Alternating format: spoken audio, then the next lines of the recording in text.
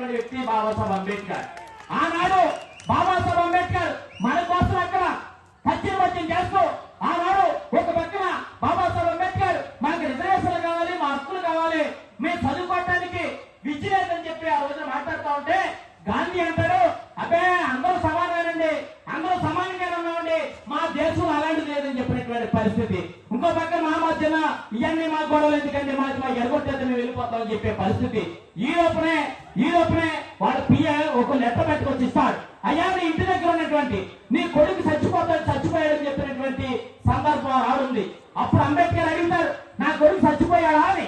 చచ్చిపోయాడు సార్ అంటే అప్పుడు ఒకే మాట మాట్లాడతాడు, సరే ఇంటికి వెళ్తే నా కొడుకు అంత్యక్రియలు చేసుకోవడానికి తప్ప నాకు రెండో అవకాశం లేదు, చచ్చిపోయినటువంటి వ్యక్తిని మళ్ళా నేను తీసుకురాలేను, కానీ నేను ఈ సమావేశం నుంచి కనుక బయటికి వెళ్ళిపోతే ఈ భారతదేశంలో ఉండబడే నా జాతి నశించిపోతుందని చెప్పినటువంటి వ్యక్తి బాబాసాహెబ్ అంబేద్కర్. ఆ వ్యక్తుల కోసం మనం పనిచేస్తామా, లేకపోతే తీర్మానాలు పెట్టుకుని, లేకపోతే సిగ్గులు మటలు తినేసి ఇలా సైలెంట్ ఇప్పి మన పిల్లల్ని వ్యసనాలకు దూరం చేస్తామా, ఆలోచించుకోవాల్సిన పరిస్థితి ఉందనే విషయాన్ని మీ అందరికీ కూడా తెలియపరుస్తామా. పిల్లలందరికీ కూడా చేతులు జోడించి మనం చేస్తా ఉన్నా. అంబేద్కర్ జయంతి సందర్భంగా ఎవరు కూడా వివాదానికి వెళ్ళొద్దు. అంబేద్కర్ విజ్ఞానాన్ని పొందమన్నాడు, అంబేద్కర్ జ్ఞానాన్ని పొందమని చెప్పాడు. అంబేద్కర్ ఈ సమాజంలో ఉండబడే అనేక అంటాన్ని ఇబ్బందుల నుంచి బయటకు వచ్చినటువంటి వ్యక్తి.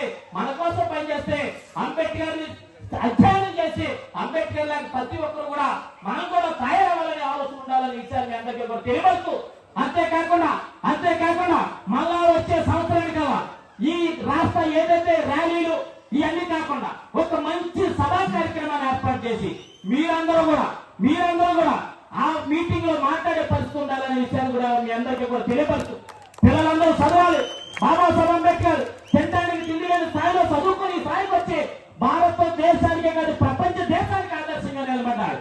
కానీ మనకి ఇలా అన్ని సౌకర్యాలు మన తల్లిదండ్రులు అవమానాలు కూడా ఇబ్బందులు పడి ఇలా నిజంగా కూలి పనులు చేసుకుని లేకపోతే కొయితెళ్ళి అక్కడెక్కడ అవమానాలు గురై మనం చదివిస్తా ఉంటే మనం ఇలా పాగులకు బానిస అయిపోయి, ఇలా డీజేలకు బానిస అయిపోయి, ఇలా పెద్ద వెహికల్స్ కొనుక్కుని ఆ వెహికల్స్ మీద యాక్సిడెంట్లకు ఇబ్బంది పడుతున్న విషయాలు కూడా మీ అందరికీ కూడా చేతులు జోడించి నమస్కరిస్తూ, ఇది కాదు అంబేద్కర్ కోరుకున్నది.